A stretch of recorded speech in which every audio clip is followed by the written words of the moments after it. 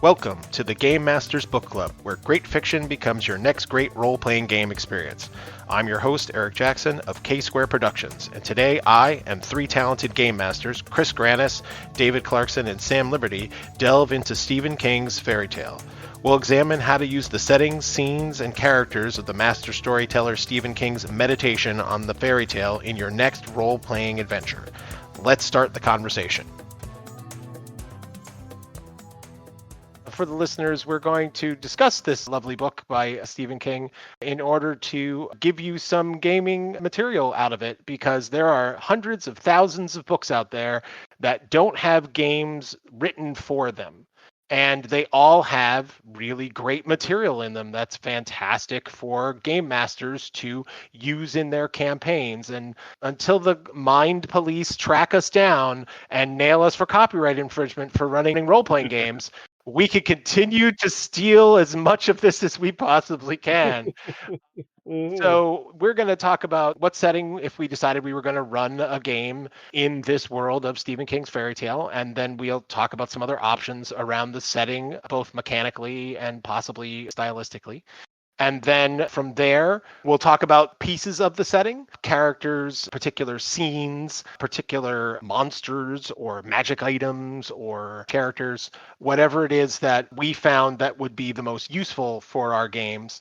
And at the end of that, if anybody's got any recommendations for stuff that's similar to this, like, oh yeah, if this is your jam, you should try this.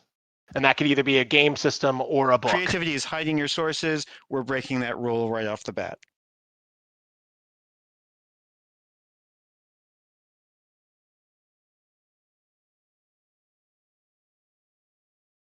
The determination. We're here to talk about. So I would say it's got to be. I'm going to say this is definitely modern fantasy. Yeah, I think we could definitely say, yeah, it's a modern fantasy. Dips into horror, but not as much as most young Stephen boy King books. Meets mentor in unusual circumstances, and then learns about secrets and inherits the responsibility to protect and understand those secrets. And then those secrets lead him to a fantasy realm where he finds himself in the role of the reluctant hero. First, of course, he doesn't expect to be, but then he finds out he is, and he performs that duty of saving things and bringing it to a conclusion.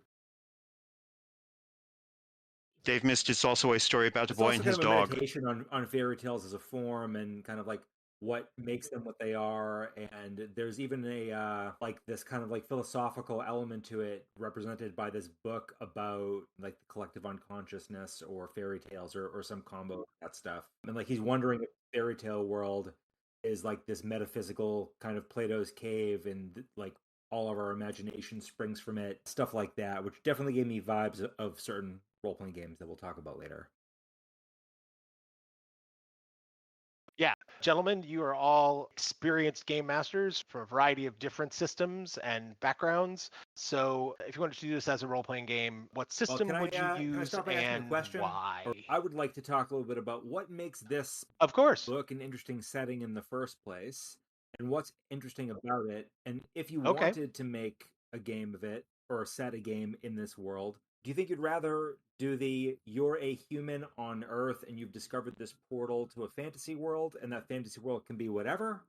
Or would you rather say, no, I want to set my game in the world of Empus, which is this specific like fairy tale amalgamation? Which half of it is interesting to you? The journey below to a new crazy world, or the idea that it's a fairy tale? Personally, I'm happy with both. For my setting, surprising only the listeners and not the people on here, I think Changeling the Dreaming or Changeling the Lost are both perfect settings for this. Changeling the Lost more than Changeling the Dreaming, though I don't like that one as much. It is the journey of discovery. It is the urban fantasy setting of it. And even though this is really suburban fantasy to begin with, this book is two halves. The whole first half of this book is all the real world. It is all, there's some feeling that there's something going on there, but the second half of the book like totally flips everything, although there are echoes in Empus of our real world. These two feelingly separate books that just combine there. I like the whole duality in the White Wolf's Changeling books. You're half fairy, half human. I thought a lot about Changeling as well during this. The fact that you are normal people, kind of, but there's this magical world, kind of. In Changeling, there's like these things called trods that bring you to the dreaming, which is a world of fiction and fairy tale. So like the connection is very one-to-one between that and Fairytale. I would say what will be lost, pun not intended, by putting it in Changeling is this book is about a normal human who's totally flabbergasted by discovering that there's a well he can climb down into a fairy tale world. Whereas all the changelings, who are the PCs of Changeling, are the only ones that know that there is this fantasy world layered over the original. So it's not surprising to learn that you can travel to the dreaming, for instance. So you would have to think about how entirely that true. plays. The fact that it can be a fantasy or it can be an urban fantasy where someone is in the real world definitely wasn't lost when I took a look at it. But I do feel like there's been a lot of attempts to do the I'm out of my element, I'm a normal person in the fantasy world. So when I read it, I know that I looked at it and I said, be interesting to see the fantasy elements dealing with the modern world. I would take the story a little bit beyond the confines of the book and be inspired by it, and maybe taking the inhabitants of Empress and coming into the modern world through gates, through the trods, whatever you want to call them. That's interesting. And as you talked just now, I was also thinking like, okay, if you're an inhabitant of Empus, this fairy tale world, and then humans from Earth come through, like how do you react to them? How do you respond to them? That could be interesting too. Yeah, that'd be kind of fun. The problem that we have, and we're going to have with a lot of these, single protagonist books, is how you bring that into a group. That's always it's like the one person going down there, or is it 6 people going down there on their own? What would you do? I think the going into the fairy tale world is more interesting typically than coming out of it. Might want to have a mixed group.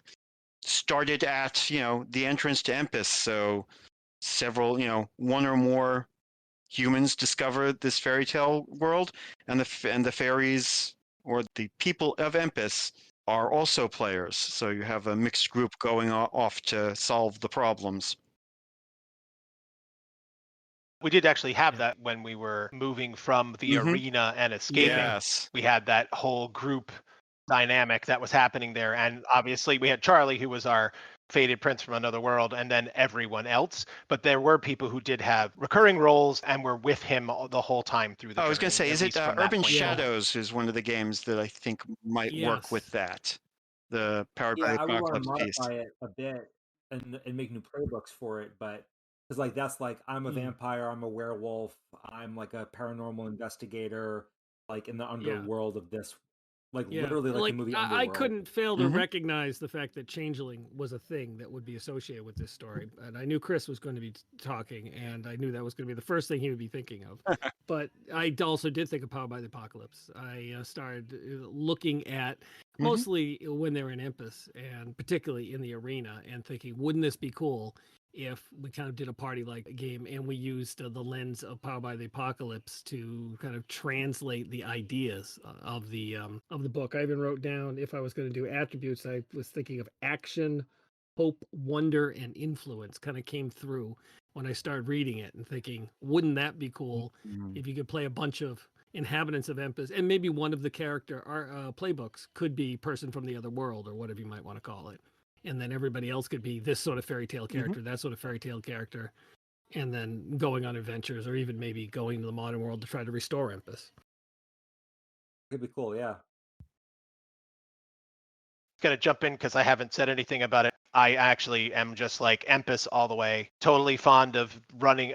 When I think about it as like, I want to run the game that's 100 years down the road after this has happened, because I like the idea of having a previous civilization when I'm building a campaign, and to confirm my basic status, I would run it in 5e. I could see having that sort of ancient civilization, a very barrier peaks kind of feel to it, except the technology wouldn't be space aliens. It would be 1920s, 1930s electricity. You know, I think that could be a really fun piece. D20 there. Modern the themes of those is made games, for this although as well. I kept thinking of those games that I know better than some of the newer games, newer being like Powered by the Apocalypse and after that. One of the things that struck me is combat in this book was always subservient to the plot. Yeah, if something was going to happen, it wasn't like, oh, roll, miss, roll, hit. You know, the combat only mattered for the purpose of moving the plot along, and that's what made me think of these story-based games. Exactly. So there's this long sequence, like the most combat-heavy sequence, when the prisoners and Charlie are escaping from the arena, and there are all of these electrified undead monsters that they have to get by, and like running that in 5e.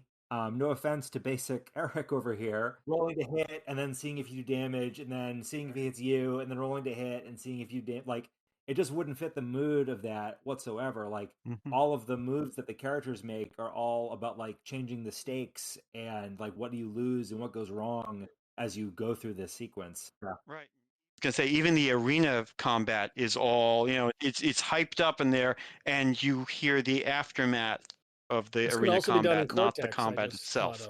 Cortex has a very malleable system much like that you just kind of build the characters and the mechanics themselves based on what you need for the story. Or the Genesis game, the Star Wars Age of the Rebellion, Edge of Empire kind of thing. They have their own generic system, and with the funny dice. That said, I would totally play Dungeons and Dragons set in Empis. Like that does. Yeah, the setting is nice. I like the world.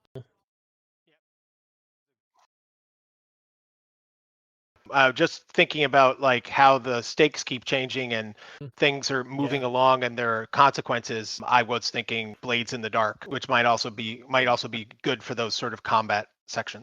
That's a pretty cool thing to jump off on, and we can talk about what we would steal. The stealing part, if we're not going to run a game that is all about Charlie Radar or even Empis as a whole, I know what I wrote parts down. would we want to steal curses. outside of the whole? I'm a sucker for delving into the dark magic has a price.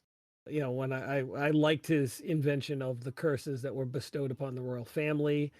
And it was interesting, the gray that was spread across the land. I'm someone who loves Ravenloft, so it certainly spoke to that part of my interest. So I liked the darkness that was used. What were the curses? The Goose Girl had no mouth. She had that horrible sore that she had to eat through. Claudia, she was deaf, so she spoke in a very loud voice constantly. Woody, he was blind.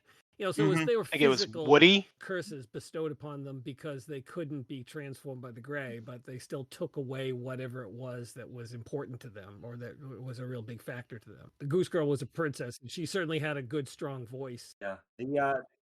She also had the most time devoted to like describing her and like the weird way she has to eat and the weird way she does like she talks through her horse's mouth and stuff.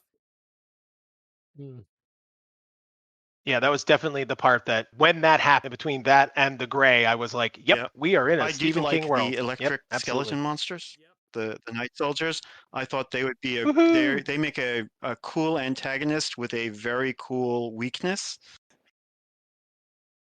They're particularly good for a low-level campaign, low power. Yeah. They're practically unstoppable until you figure out the thing, and then you're like, now we can get past it. Because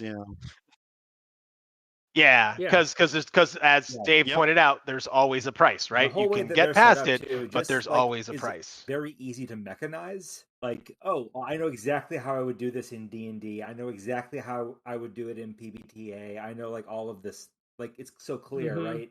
The fact that they're almost unkillable, like they have an aura that weakens you and can knock you out, and then when you trigger their weakness, they explode and they do self-destruct damage in a radius. Yeah, they literally bone shards. It's very well described. When undead had a bigger consequence, where level loss when you touch them, it made me think of that type of monster.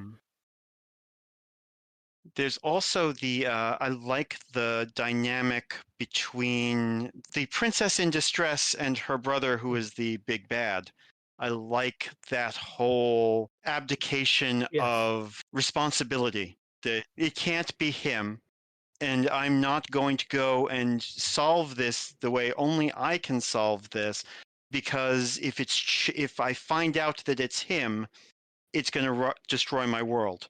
I like that as a call to action for a hero or a group of heroes. It's well, we're not rescuing the princess, but we sort of are, because she has to confront her own darkness and the darkness it was a of her modernization family. of that. We're not physically rescuing her. We're helping her with her barrier, her mental barrier. I'm going to say one of the things I like about this, and I sort of said it in maybe a complaining way earlier, the first half of the book is completely different than the second half of the book because it deals with the mundane. I like and want to bring from it, and I try to do this in my games, the sense of here's your normal. There's an adventure in the normal as well as an adventure in the paranormal. I like having that basis so you can see the difference, so you can see the growth, really the sense of beginning a game in the mundane. I like that. Well, that's your whole Rumpelstiltskin character who appears in both places. Totally. I mean, that really helps draw that when we were talking dichotomy. about going down into the final encounter, but now we want to talk about Rumpelstiltskin. So I'm going to do that. So one of the things that Stephen King is really good at writing is suspense and setting up like cool scenes of suspense and situations. And he does that with this Rumpelstiltskin character twice. Once in the real world and once in the fantasy world. And there's two versions of this Rumpelstiltskin character. The first one is Christopher Pauli, I think is his name. And he, like Chris mentioned, the first half of this book is very different than the second half. And the first part like almost verges on like hard boiled, like Blue Velvet or something, like a crime story. And he has this big bucket of gold in a safe that Charlie is caring for, and Christopher Pauli knows that it's there, and he showed up and tossed to the house and couldn't get to it, so we end up in this situation where Pauli shows up with a gun and holds Charlie at gunpoint. Charlie's a 17-year-old boy at gunpoint, and forces him to open up the safe. Like, that scene is very tense. Like, we know that he survives it because he's the narrator, but like, how is he going to get out of this? He has a gun like in his back. So I think that scene, and like, how would you play that out if you were a PC and you were having a spotlight moment and you were in a very deadly system and had a gun in your back and you were being ordered to open this safe? You knew that it could go very wrong. Like, how would I, as a GM, write that scene so that it was impactful to the player? Like, there's a lot of juice there. Absolutely, I would love to do a scene like that, but I think it would very easy to get wrong. Unfortunately, most players then say, "I'll take some damage, but I can survive it," and then so I'll just turn around and beat the guy to crap. And I'm like, that's very unsatisfying, not very thematic. Yeah, that's where the Dungeons and Dragons thing falls down. It's like, how many hit points is he gonna do? Come up with an easy way to, some systems they have straight, like you get shot, so you go down type of consequences. But it is hard to break out of that D&D thinking that is pretty prevalent.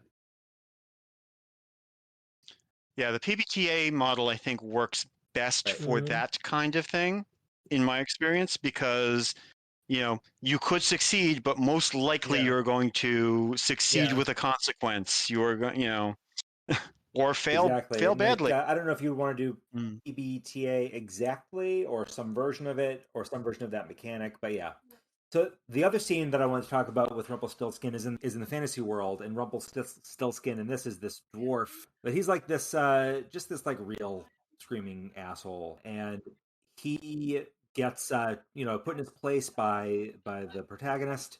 But then later, when the protagonist is going through this maze-like city that he has to get through fast, this dwarf erases all of the markings that he was following, like the birds eat the breadcrumbs in Hansel and Gretel, right? And now all of a sudden he's lost. So like the feeling of traveling through a dangerous place, but having guideposts, and then having those guideposts removed, and now you're stuck, I think is also an interesting dynamic. I agree. That was actually on my list. Love the idea of having a previous adventurer's journal to sort of guide you through things, and then obviously, and to let them know they're traveling in the right connection. It's a great way to not railroad, but to point to the road and say, "There's the road. If you want to go to the road, it's right there." But I agree that it also gets really interesting when all of a sudden you also can erase those or get rid of those markings. That was what I was going to say. I was going to point out again. Yeah, I like that that was a really neat thing. It's like, here's the path in, path out's not there anymore. That same way out doesn't work anymore. Yeah, which is also like, it's funny because normally in a game you do the opposite, right? Like you have a hard path there that you have to navigate and really bushwhack through.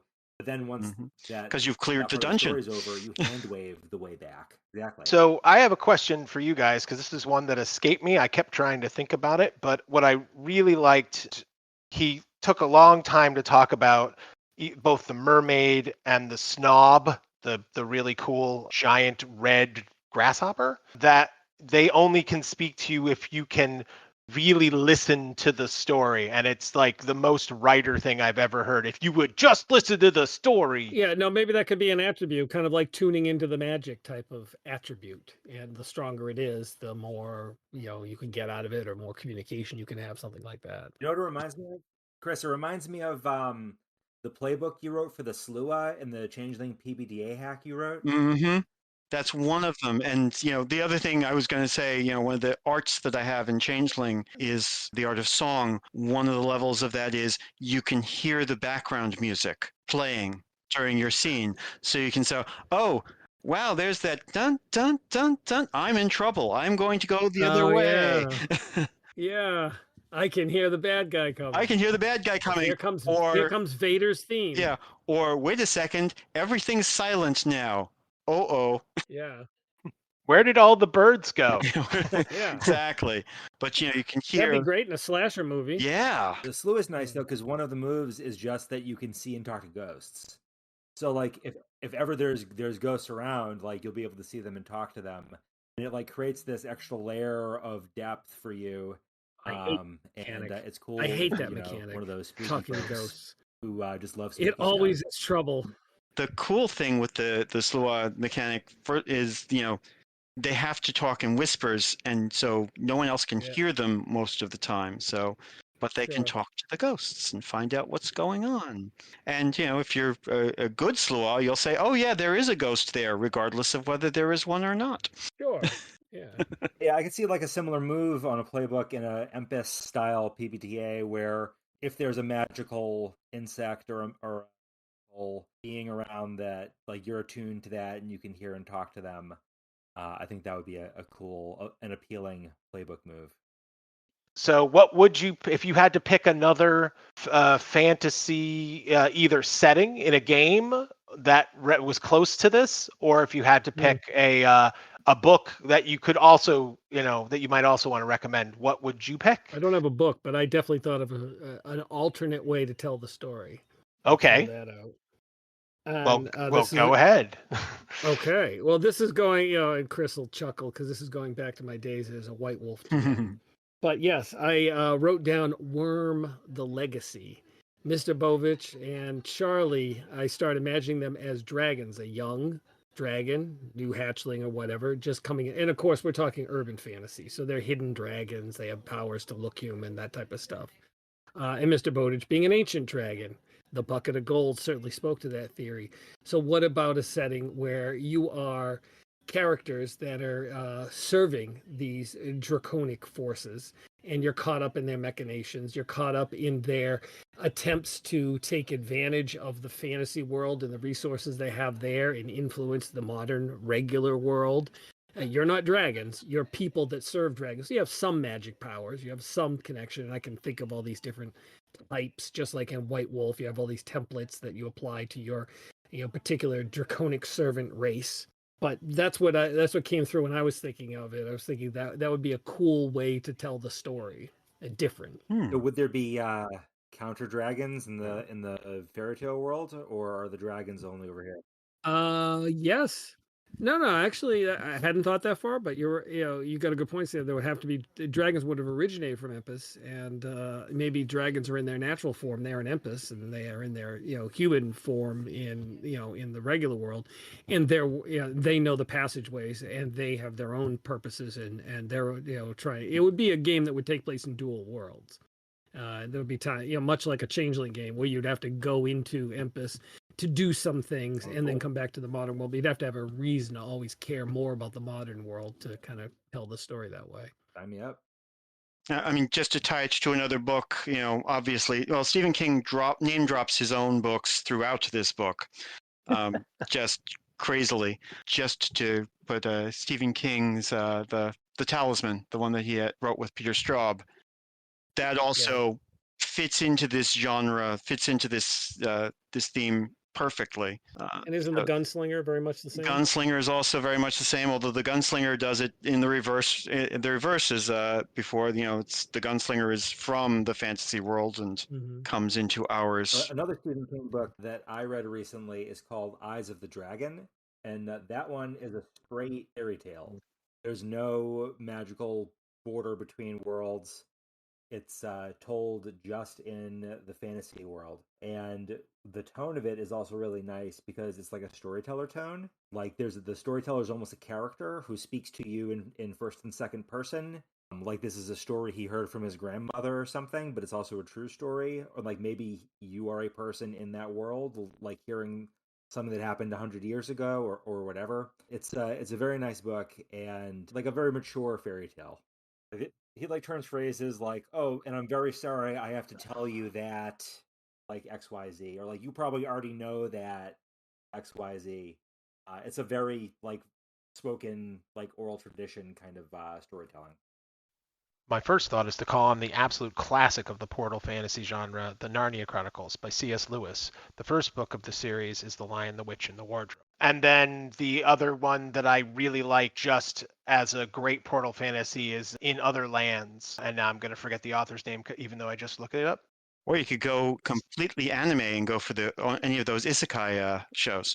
Oh, yeah, absolutely. But yeah, Sarah Reese Brennan, In Other Lands. Great young adult portal fantasy. Very sassy young adult book. So if you're recommending it to family members, be sure they're cool before you give it to them, because there's like off-screen sexy times and stuff. So you just reminded me, Eric, when you're talking about portal fantasies, and that reminded me of a Terry Pratchett book he wrote during the end of his life with a co-author called The Long Earth. And this is a science fiction story, not a fantasy story, but it's definitely a portal story, where the premise is that one day somebody discovered a very cheap, easy way to dimension hop, and now everyone can just dimension hop at will. They hop, and then there's another Earth that's totally unspoiled right next to it, and it starts a gold rush. But there's infinity of them. The book centers around this party who goes up in an airship equipped with one of these hoppers, and they want to see, like, is there an end to this? So, like, just hop a million times and see what happens. And then this party ends up, seeing all these different worlds, and one where a lot of action happens, and like they meet these other creatures who can innately dimension hop without technology, and it's a cool book. The setting is, I think, better than the story. And when I read that one, I was definitely like, oh, that's one to steal. All right, gentlemen, I think we've covered all the bases, unless there is anything last minute you want to throw in about this. This is where we plug our work, whatever we're doing. But, yeah, totally should. I could plug my con. It's in April, Rising Phoenix Gaming Convention in Milford, Mass, in April 2025. Sounds good. I'll be running a game at that. At least one. Me too. I'll be running 2 there as well. You can come and play. Yes, come play our games. Maybe some of them will have these ideas, and then you can be like, yeah, I knew it. It's these guys. Sam, I know you have a game out, so you should plug that. I have a game out. I guess it's been out for a long time. You can always go and play Forsooth. That's a game about Shakespeare. That's available on my itch and also on Amazon. And I have a free game. Oh my god, a free game. It doesn't cost you anything. You can download it and play it, and it's a Steven Universe fan game that's a hack of Swords Without Master. It's another great game. And that's our discussion on Stephen King's Fairytale. Thanks to our contributing game masters David Clarkson, Chris Granis, and Sam Liberty. If you're interested in the Powered by the Apocalypse hack of Changeling the Dreaming by Chris Granis that was mentioned in the show, check out the show notes at k-squareproductions.com/GMBC for a link to the document. Also, as mentioned, all of us will be running games at Rising Phoenix GameCon in Milford, Mass. on April 25th through 27th in 2025. Check out the con at risingphoenixgamecon.com or grab the link in the show notes. Also, special thanks to John Corbett for the podcast artwork and Otis Galloway for our theme music. You've been listening to The Game Masters Book Club, the place where great fiction becomes great role-playing experiences. The Game Masters Book Club is brought to you by me, Eric Jackson, and K-Square Productions. Later, gamers, and to paraphrase the amazing Terry Pratchett, be the place where the falling angel meets the rising ape.